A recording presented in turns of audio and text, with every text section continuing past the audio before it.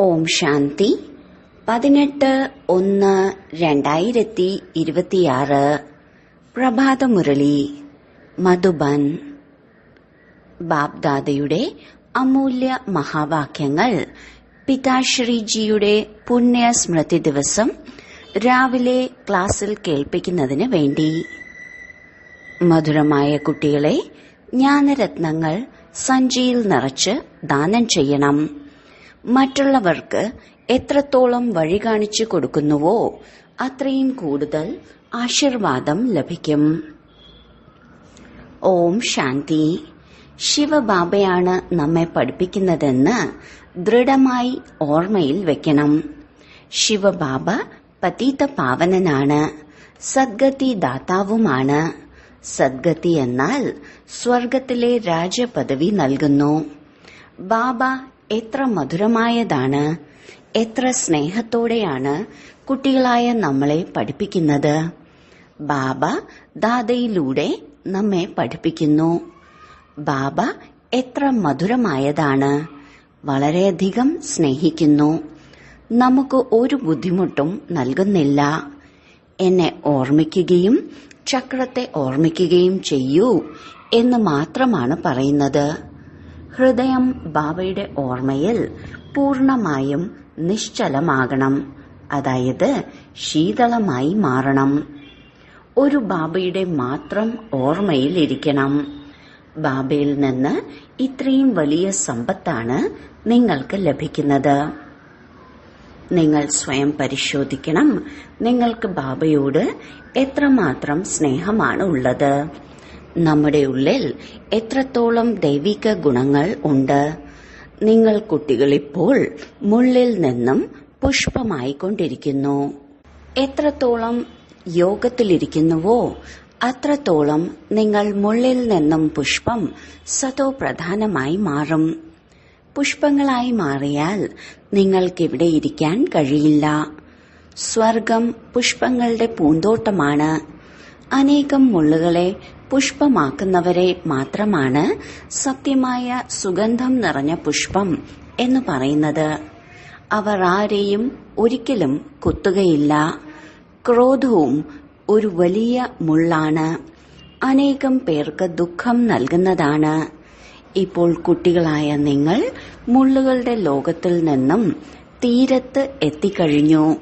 നിങ്ങൾ സംഗമത്തിലാണ്.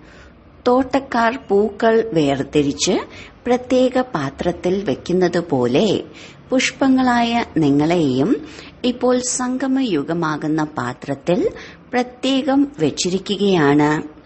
പിന്നീട് പുഷ്പങ്ങളായ നിങ്ങൾ സ്വർഗത്തിലേക്ക് പോകും. കലിയുഗി മുള്ളുകൾ ഭസ്മമായി തീരും. മധുരമായ കുട്ടികൾക്കറിയാം, പാരലൗകിക അച്ഛനിൽ നിന്നാണ് നമുക്ക് അവിനാശിയായ സമ്പത്ത് ലഭിക്കുന്നത്. ബാബ്ദാദയോട് പൂർണമായ സ്നേഹമുള്ള സത്യസന്ധമായ കുട്ടികൾ വളരെ സന്തോഷിക്കും. ഞങ്ങൾ വിശ്വത്തിന്റെ അധികാരിയാകുന്നു. പുരുഷാർത്ഥത്തിലൂടെയാണ് വിശ്വത്തിന്റെ അധികാരിയാകാൻ സാധിക്കുന്നത്, പറയുന്നതിലൂടെ മാത്രമല്ല. അനന്യരായ കുട്ടികൾക്ക് എപ്പോഴും ഓർമ്മയുണ്ടായിരിക്കും, നമ്മൾ വീണ്ടും അതേ സൂര്യവംശി ചന്ദ്രവംശി രാജധാനി നമുക്ക് വേണ്ടി സ്ഥാപിച്ചുകൊണ്ടിരിക്കുകയാണ്. ബാബ പറയുന്നു, മധുരമായ കുട്ടികളെ, നിങ്ങൾ എത്രത്തോളം അനേകർക്ക് മംഗളം ചെയ്യുന്നുവോ അത്രയും നിങ്ങൾക്ക് പ്രകാശം ലഭിക്കും. ജ്ഞാനരത്നങ്ങളുടെ സഞ്ചി നിറച്ച് ദാനം ചെയ്യണം. ജ്ഞാനസാഗരൻ നിങ്ങൾക്ക് രത്നങ്ങളുടെ തളികകൾ നിറച്ചു നൽകുന്നു. ആ രത്നങ്ങളെ ദാനം ചെയ്യുന്നവരെ എല്ലാവരും സ്നേഹിക്കുന്നു. കുട്ടികളുടെ ഉള്ളിൽ എത്രമാത്രം സന്തോഷമുണ്ടാകണം. വിവേകമുള്ള കുട്ടികൾ പറയും, ഞങ്ങൾ ബാബയിൽ നിന്ന് പൂർണമായും സമ്പത്ത് നേടും. തൽക്ഷണം അത്ഭുതപ്പെടും. പ്രാണൻ നൽകുന്ന ബാബയെ കിട്ടിയിരിക്കുകയാണ്. അതിനാൽ ബാബയോട് വളരെയധികം സ്നേഹം ഉണ്ടായിരിക്കും. അത്രയും ജ്ഞാനത്തിന്റെ വരദാനം നൽകുന്നു. അതിലൂടെ നമ്മൾ എന്താണോ അതിൽ നിന്നും എന്തായി മാറുന്നു. പാപ്പരാകുന്നതിൽ നിന്ന് സമ്പന്നരായി മാറുന്നു. ഭണ്ഡാരം അത്രത്തോളം നിറയ്ക്കുന്നു. ബാബയെ കൂടുതൽ ഓർമ്മിക്കുമ്പോൾ നിങ്ങൾക്ക് കൂടുതൽ സ്നേഹവും ആകർഷണവും ഉണ്ടാകും. സൂചി ശുദ്ധമാകുമ്പോൾ അത് കാന്തത്തിലേക്ക് വലിക്കപ്പെടുന്നു. ബാബയെ ഓർമ്മിക്കുന്നതിലൂടെ തുരുമ്പ് ഇല്ലാതാകും. ഒരു ബാബയെ അല്ലാതെ മറ്റാരെയും ഓർമ്മിക്കരുത്. ബാബ മനസ്സിലാക്കി തരുന്നു, മധുരമായ കുട്ടികളെ, ഇപ്പോൾ ഒരു തെറ്റും ചെയ്യരുത്. സ്വദർശന ചക്രധാരി ആകൂ. Light house ആകൂ. സ്വദർശന ചക്രധാരി ആകുന്നതിന്റെ അഭ്യാസം നന്നായി ചെയ്യുമ്പോൾ നിങ്ങൾ ജ്ഞാനസാഗരമായി മാറും. പഠിച്ചതിനു ശേഷം വിദ്യാർത്ഥികൾ അധ്യാപകരായി മാറുന്നുണ്ടല്ലോ. ഇതാണ് നിങ്ങളുടെ ജോലി. എല്ലാവരെയും സ്വദർശന ചക്രധാരിയാക്കൂ. അപ്പോൾ മാത്രമേ നിങ്ങൾ ചക്രവർത്തി, രാജാവും റാണിയും ആകൂ. അതുകൊണ്ടാണ് ബാബ എപ്പോഴും കുട്ടികളോട് ചോദിക്കുന്നത്, നിങ്ങൾ സ്വദർശന ചക്രധാരിയായി ആണോ ഇരിക്കുന്നത്? ബാബയും സ്വദർശന ചക്രധാരിയാണ് അല്ലേ? ബാബ വന്നിരിക്കുകയാണ് കുട്ടികളായ നിങ്ങളെ തിരികെ കൊണ്ടുപോകാൻ. കുട്ടികളായ നിങ്ങളില്ലാതെ അസ്വസ്ഥത തോന്നുന്നത് പോലെയാണ്. സമയമാകുമ്പോൾ അസ്വസ്ഥത അനുഭവപ്പെടുന്നു. ഞാനിനി പോകണം. കുട്ടികൾ ഒരുപാട് വിളിക്കുന്നു. വളരെ ദുഃഖിതരാണ്. സഹതാപം തോന്നുന്നു. ഇപ്പോൾ കുട്ടികളായ നിങ്ങൾക്ക് വീട്ടിലേക്ക് പോകണം. പിന്നെ അവിടെ നിന്ന് സ്വയം സുഖധാമത്തിലേക്ക് പോകും. അവിടെ ഞാൻ നിങ്ങളുടെ കൂടെ ഉണ്ടാകില്ല. നിങ്ങളുടെ ആത്മാവ് അതിന്റെ അവസ്ഥയനുസരിച്ച് പോകും. നിങ്ങൾ എത്രമാത്രം ബാബയുടെ ഓർമ്മയിൽ ഇരിക്കുന്നുവോ അത്രയും മറ്റുള്ളവർക്ക് മനസ്സിലാക്കി കൊടുക്കുമ്പോൾ പ്രഭാവം ഉണ്ടാകും. അധികം സംസാരിക്കരുത്. ആത്മാഭിമാനിയായിരുന്ന് അല്പമെങ്കിലും വിശദീകരിച്ചാൽ അസ്ത്രം തറയ്ക്കും. ബാബ പറയുന്നു, കുട്ടികളെ, കഴിഞ്ഞത് കഴിഞ്ഞുപോയി. ഇപ്പോൾ ആദ്യം സ്വയം മെച്ചപ്പെടുത്തുക. സ്വയം ഓർമ്മിക്കാതെ മറ്റുള്ളവരോട് പറഞ്ഞുകൊണ്ടിരുന്നാൽ ഈ വഞ്ചന നടക്കില്ല. അത് ഉള്ളിൽ അസ്വസ്ഥമാക്കിക്കൊണ്ടിരിക്കും. ബാബയോട് പൂർണ്ണ സ്നേഹമില്ല എങ്കിൽ നിങ്ങൾ ശ്രീമതനുസരിച്ച് നടക്കില്ല. പരിധിയില്ലാത്ത ബാബയെപ്പോലെ മറ്റാർക്കും പഠിപ്പിക്കാൻ കഴിയില്ല. ബാബ പറയുകയാണ്, ഇപ്പോൾ ഈ പഴയ ലോകത്തെ മറക്കണം. ബുദ്ധി നിങ്ങളുടെ ശാന്തിധാമത്തിലേക്കും സുഖധാമത്തിലേക്കും കേന്ദ്രീകരിക്കണം. ബാബയെ ഓർമ്മിച്ച് ബാബയുടെ അടുത്തേക്ക് പോകണം. പതീത ആത്മാക്കൾക്ക് പോകാൻ കഴിയില്ല. അത് പാവന ആത്മാക്കളുടെ വീടാണ്. ഈ ശരീരം 5 തത്വങ്ങൾ കൊണ്ട് നിർമ്മിച്ചതാണ്. ആത്മാവ് ഈ 5 തത്വങ്ങളെ സമ്പത്തായി സ്വീകരിച്ചിരിക്കുന്നതിനാൽ ഈ 5 തത്വങ്ങൾ ഇവിടെ തന്നെ ഇരിക്കാൻ പ്രേരിപ്പിക്കുന്നു. അതിനാൽ ഈ ശരീരത്തിനോട് മമത്വമുണ്ടാകുന്നു. ഇപ്പോൾ ഇതിനോടുള്ള മമത്വം ഇല്ലാതാക്കി നമ്മുടെ വീട്ടിലേക്ക് മടങ്ങണം. ഈ 5 തത്വങ്ങൾ അവിടെയില്ല. സത്യയുഗത്തിൽ ശരീരം യോഗശക്തിയിലൂടെ ഉണ്ടാകുന്നതാണ്. സതോ പ്രധാന പ്രകൃതി ആയതിനാൽ അത് വലിക്കുന്നില്ല, ദുഃഖമില്ല. ഇത് വളരെ സൂക്ഷ്മമായ കാര്യങ്ങളാണ്. ഇവിടെ 5 തത്വങ്ങളുടെ ശക്തി ആത്മാവിനെ വലിക്കുന്നു. അതിനാൽ ശരീരം വിടാൻ ആഗ്രഹമില്ല. അല്ലെങ്കിൽ അതിൽ സന്തോഷിക്കണം. പാവനമായി വെണ്ണയിൽ നിന്ന് മുടിയെടുക്കുന്ന ലാഘവത്തോടെ ശരീരം ഉപേക്ഷിക്കും. ശരീരത്തിനോടും എല്ലാ വസ്തുക്കളോടും പൂർണമായും മമത്വം ഇല്ലാതാക്കണം. ഇതുമായി നമുക്ക് ഒരു ബന്ധവുമില്ല. നമ്മൾ ബാബയുടെ അടുത്തേക്ക് പോകുന്നു. നമ്മുടെ ബാഗുകളും ലഗേജുകളും മുൻപേ തന്നെ തയ്യാറാക്കി ആ ലോകത്തേക്ക് അയച്ചതാണ്. കൂടെ പോകാൻ കഴിയില്ല. ആത്മാക്കൾ മാത്രമാണ് പോകേണ്ടത്. ശരീരവും ഇവിടെ ഉപേക്ഷിക്കണം. ബാബ പുതിയ ശരീരത്തിന്റെ സാക്ഷാത്കാരം നൽകിയിട്ടുണ്ട്. വജ്രങ്ങളുടെയും രത്നങ്ങളുടെയും കൊട്ടാരങ്ങൾ ലഭിക്കും. അങ്ങനെയുള്ള സുഖധാമത്തിലേക്ക് പോകുന്നതിനായി എത്ര പരിശ്രമിക്കണം. രാവും പകലും ധാരാളം സമ്പാദിക്കണം. അതുകൊണ്ടാണ് ബാബ പറയുന്നത്, ഉറക്കം ജയിക്കുന്ന കുട്ടികളെ എന്നെ മാത്രം ഓർമ്മിക്കൂ, വിചാരസാഗരം മന്ഥനം ചെയ്യൂ. ഡ്രാമയുടെ രഹസ്യം ബുദ്ധിയിൽ വയ്ക്കുന്നതിലൂടെ ബുദ്ധി പൂർണമായും ശീതളമായി മാറും. മഹാരഥികളായ കുട്ടികൾ ഒരിക്കലും ചഞ്ചലമാകില്ല. ശിവബാബയെ ഓർമ്മിക്കുകയാണെങ്കിൽ ബാബ നിങ്ങളെ സംരക്ഷിക്കും. ബാബ കുട്ടികളായ നിങ്ങളെ ദുഃഖത്തിൽ നിന്ന് മോചിപ്പിച്ച് ശാന്തിയുടെ ദാനം നൽകുന്നു. നിങ്ങളും ശാന്തിയുടെ ദാനം നൽകണം. നിങ്ങളുടെ ഈ പരിധിയില്ലാത്ത ശാന്തി, അതായത് യോഗശക്തി, മറ്റുള്ളവരെയും പൂർണമായും ശാന്തമാക്കും. നിങ്ങൾ ബാബയുടെ ഓർമ്മയിൽ ഇരുന്നു നോക്കണം, ഈ ആത്മാവ് നമ്മുടെ കുലത്തിൽ പെട്ടതാണോ അല്ലയോ? ആണെങ്കിൽ പൂർണമായും ശാന്തമാകും. ഈ കുലത്തിലേത് ആണെങ്കിൽ ഈ കാര്യങ്ങളിൽ താൽപര്യമുണ്ടാകും. കുട്ടികൾ ഓർമ്മിക്കുമ്പോൾ ബാബയും സ്നേഹിക്കുന്നു, ആത്മാക്കളെ സ്നേഹിക്കുന്നു. ധാരാളം ഭക്തി ചെയ്തവർ മാത്രമേ കൂടുതൽ പഠിക്കുകയുള്ളൂ. ബാബയോട് എത്രമാത്രം സ്നേഹമുണ്ടെന്ന് അവരുടെ മുഖങ്ങളിൽ നിന്ന് മനസ്സിലാകും. ആത്മാവ് ബാബയെ നോക്കുന്നു. ബാബ ആത്മാക്കളായ നമ്മളെ പഠിപ്പിക്കുകയാണ്. ഇത്രയും ചെറിയ ബിന്ദു ആത്മാവിനെ പഠിപ്പിക്കുകയാണെന്ന് ബാബയും മനസ്സിലാക്കുന്നു. മുന്നോട്ടു പോകവേ നിങ്ങൾ ഈ അവസ്ഥയിലെത്തും. നമ്മൾ സഹോദരങ്ങളെയാണ് പഠിപ്പിക്കുന്നതെന്ന് നിങ്ങൾക്ക് മനസ്സിലാകും. സഹോദരിയുടെ മുഖമുണ്ടെങ്കിൽ പോലും ദൃഷ്ടി ആത്മാവിലേക്ക് പോകണം. ദൃഷ്ടി ശരീരത്തിലേക്ക് പോകരുത്. ഇത് വളരെ സൂക്ഷ്മമായ കാര്യങ്ങളാണ്. വളരെ ഉയർന്ന പഠനമാണ്. തൂക്കി നോക്കിയാൽ ഈ പഠനത്തിന്റെ വശം വളരെ ഭാരമുള്ളതായിരിക്കും.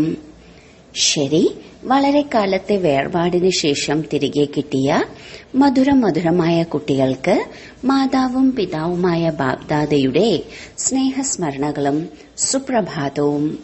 ആത്മീയ പിതാവിന്റെ ആത്മീയ കുട്ടികൾക്ക് നമസ്തേ. അവ്യക്ത മഹാവാക്യം. മഹാവീരരായ കുട്ടികളുടെ സംഘടനയുടെ വിശേഷത ഏകരസവും സ്ഥിരതയുള്ളതുമായ സ്ഥിതി. 9/12/1975. മഹാവീരൻ എന്നാൽ വിശേഷ ആത്മാവെന്നാണ് അർത്ഥമാക്കുന്നത്. ഇപ്പോൾ അങ്ങനെയുള്ള മഹാവീര വിശേഷ ആത്മാക്കളുടെ സംഘടനയുടെ വിശേഷത എല്ലാവർക്കും ഒരേ സമയം ഏകരസവും സ്ഥിരതയുള്ളതുമായ സ്ഥിതി ഉണ്ടായിരിക്കണം എന്നതാണ്. അവരാഗ്രഹിക്കുന്ന അത്രയും സമയം ഏത് സ്ഥിതിയിൽ വേണമോ ആ സ്ഥിതിയിലിരിക്കാൻ കഴിയണം. എല്ലാവരുടെയും സങ്കല്പമാകുന്ന വിരൽ സംഘടിതമായ രൂപത്തിൽ ഒന്നായിരിക്കണം. ഈ അഭ്യാസം എപ്പോൾ വരെ സംഘടനയിൽ ഇല്ലയോ അപ്പോൾ വരെ സിദ്ധി ഉണ്ടാകുകയില്ല. സംഘടിതമായി ഈ ഓർഡർ നൽകൂ. 5 നിമിഷത്തേക്ക് വ്യർത്ഥ സങ്കല്പങ്ങളെ പൂർണമായും സമാപ്തമാക്കി ബീജരൂപ ശക്തിശാലിയായ സ്ഥിതിയിൽ സ്ഥിതി ചെയ്യൂ. അങ്ങനെയുള്ള അഭ്യാസം ഉണ്ടോ? ഒരാൾ മനനം ചെയ്യുന്ന സ്ഥിതിയിലാണ്, മറ്റൊരാൾ ആത്മീയ സംഭാഷണം ചെയ്തുകൊണ്ടിരിക്കുന്നു, ഇനിയൊരാൾ അവ്യക്ത സ്ഥിതിയിലാണ്. ഇങ്ങനെ ആകരുത്. ബീജരൂപമാകുന്നതിനാണ് നിർദ്ദേശം. നിങ്ങൾ ആത്മീയ സംഭാഷണം ചെയ്തുകൊണ്ടിരിക്കുകയാണെങ്കിൽ നിങ്ങൾ ആജ്ഞ പാലിച്ചില്ല അല്ലേ? വ്യർത്ഥ സങ്കല്പങ്ങളെ സമാപ്തമാക്കുമ്പോഴാണ് ഈ അഭ്യാസം ഉണ്ടാകുന്നത്. വ്യർത്ഥ സങ്കല്പങ്ങൾ കാരണമാണ് കുഴപ്പങ്ങൾ ഉണ്ടാകുന്നത്. ഈ വ്യർത്ഥ സങ്കല്പങ്ങൾ സമാപ്തമാക്കുന്നതിനായി, നിങ്ങളുടെ സംഘടനയെ ശാന്തമാക്കുന്നതിനായി ഏത് ശക്തിയാണ് വേണ്ടത്? ഇതിനാദ്യം വിശ്വാസവും രണ്ടാമത് ഉൾക്കൊള്ളുന്നതിനുമുള്ള ശക്തിയുമാണ് വേണ്ടത്. സംഘടനയെ ബന്ധിപ്പിക്കുന്ന ചരടാണ് വിശ്വാസം. ആരെങ്കിലും എന്ത് ചെയ്താലും അത് തെറ്റാണെങ്കിലും സംഘടനയ്ക്കനുസരിച്ച്, അവരുടെ സംസ്കാരങ്ങൾക്കനുസരിച്ച് അവരെന്ത് ചെയ്താലും അതിലെന്തെങ്കിലും അർത്ഥമുണ്ടായിരിക്കണം.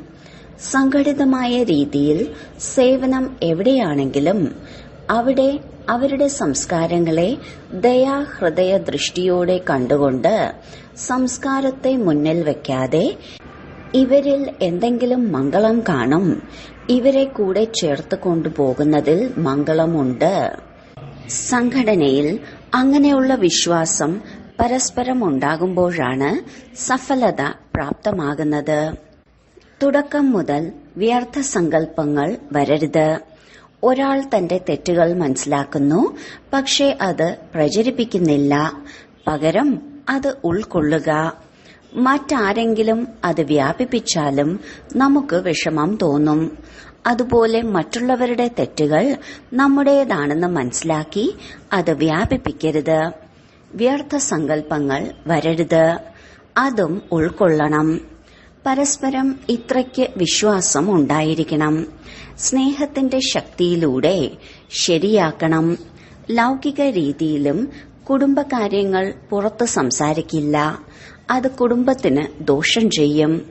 സംഘടനയിൽ കൂടെയുള്ളവർ എന്തു ചെയ്താലും അതിൽ തീർച്ചയായും രഹസ്യം കാണും. അവരെന്തെങ്കിലും തെറ്റ് ചെയ്താലും അത് പരിവർത്തനമാക്കണം.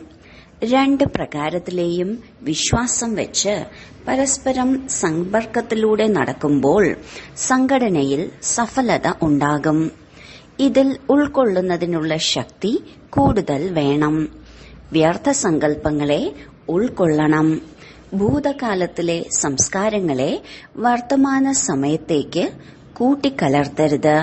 അർത്ഥം, ഭൂതകാലത്തെ വർത്തമാനമാക്കരുത്. ഭൂതകാലത്തെ വർത്തമാനവുമായി കൂട്ടിക്കലർത്തുമ്പോൾ സങ്കല്പങ്ങളുടെ നിര നീണ്ടതാകുന്നു. വ്യർത്ഥ സങ്കല്പങ്ങളുടെ നിര ഉള്ളിടത്തോളം ഏകരസസ്ഥിതി ഉണ്ടാകില്ല.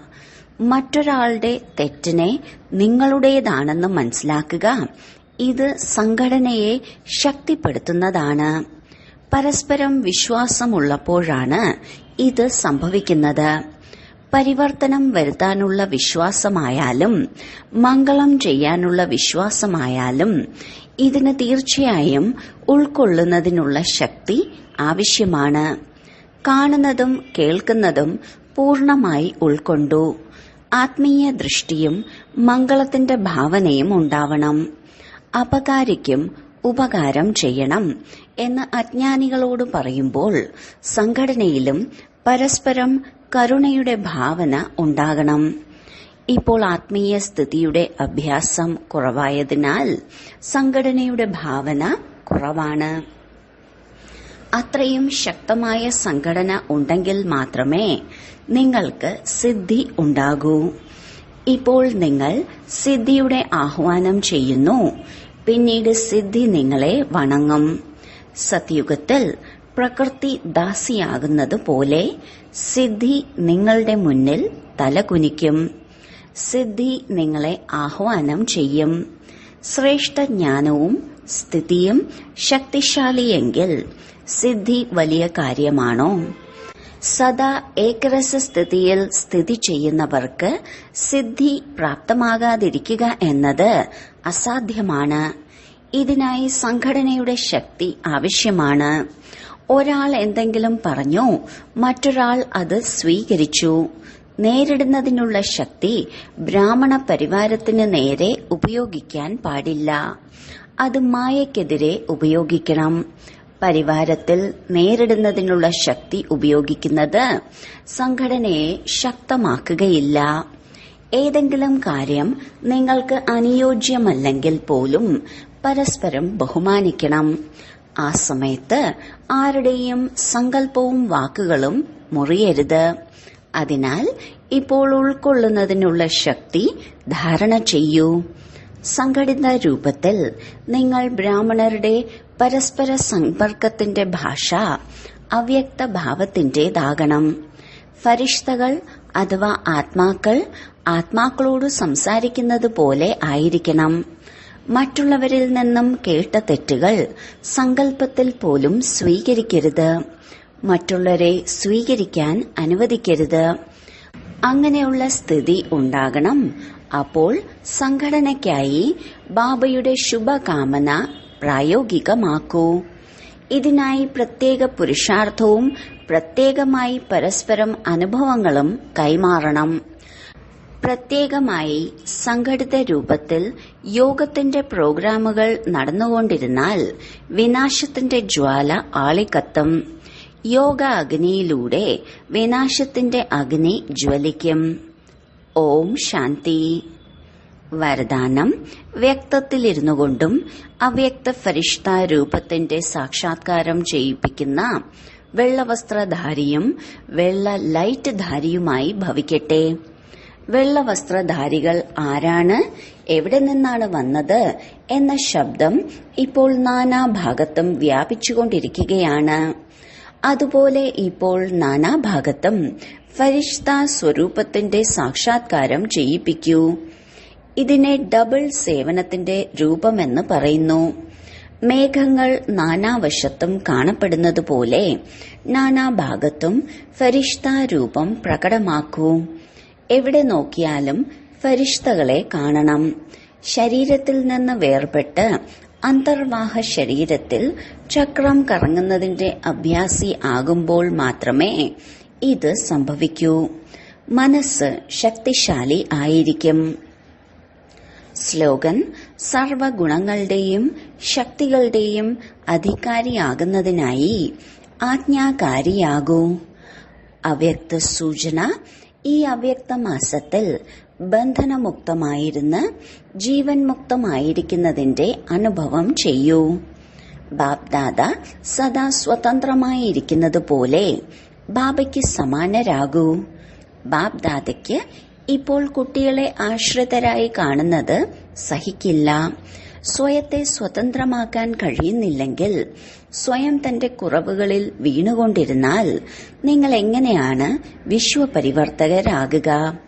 ഇപ്പോൾ ഞാൻ മാസ്റ്റർ സർവശക്തിവാനാണെന്ന സ്മൃതി വർദ്ധിപ്പിക്കണം. ഇതിലൂടെ സഹജമായി എല്ലാ കൂടുകളിൽ നിന്നും മുക്തമായി പറക്കുന്ന പക്ഷിയായി മാറാൻ കഴിയും. ഓം ശാന്തി.